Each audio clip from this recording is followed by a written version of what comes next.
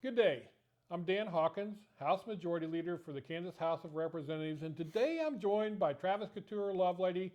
He is the lobbyist for the NRA. We enjoy having Travis here. He always brings a lot of information for us, and today we've got a couple of topics to talk about. In the last week, we've had two different situations where some Democrats have got together in meetings. A week ago, we had the governor. Our governor actually had headlined a rally with Moms Demand Action. It's an anti-gun rally. What came from that? It was an interesting rally, wasn't it? Yeah, she's really tied herself hardcore to that Bloomberg Moms Demand Action group. And as they say, don't let a tragedy go to waste. And unfortunately, she decided to be the headline speaker for their push for gun control in Kansas, and she did that on Saturday. Well, if I remember correctly, the last video we did, we talked about how we weren't sure exactly where she was at. Now there's no doubt where our governor is at on the anti-gun stance, is there? It sure looks like it. She played both sides in the campaign, and she had a record in the past of being kind of all over the place, and so we still weren't sure, but she seems to have really aligned herself with that far left anti-gun group.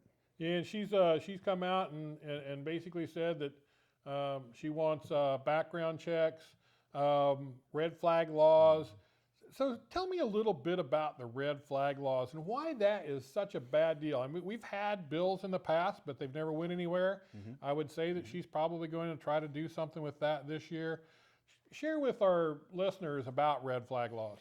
Yeah, well, red flag laws, or so-called red flag laws, are basically orders you get by the court saying you're a danger to yourself or others and you shouldn't be allowed to have firearms, so they'll come and seize your firearms.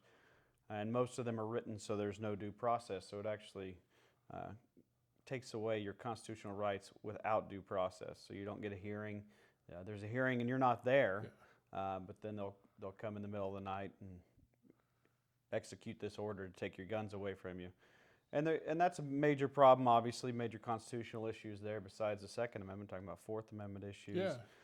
So there's major issues there, but also the fact that if you really are a danger to yourself or others, why are they just coming in, taking your guns, and then saying, well, see you later, leaving you alone, angry, in a volatile situation by yourself?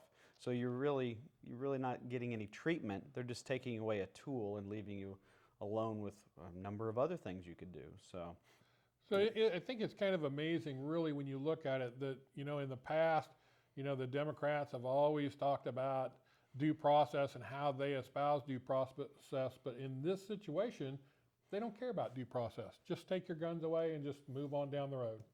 Not really a good thing. So Sharice Davids this last week also had a roundtable, a gun safety roundtable. I thought it was interesting. Was there anybody, a roundtable, you usually think that there's going to be folks from both sides of the issue. Was there folks from both sides of the issue on that one? No, definitely not. It was very one-sided, very closed off.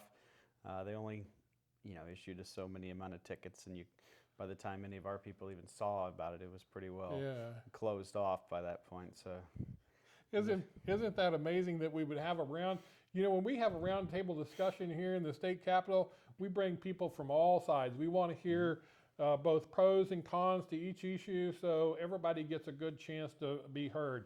In this situation, they don't give the other side a chance to be heard, which is our side. Yeah, it's unfortunate. It could have been a real good discussion. She might have learned something.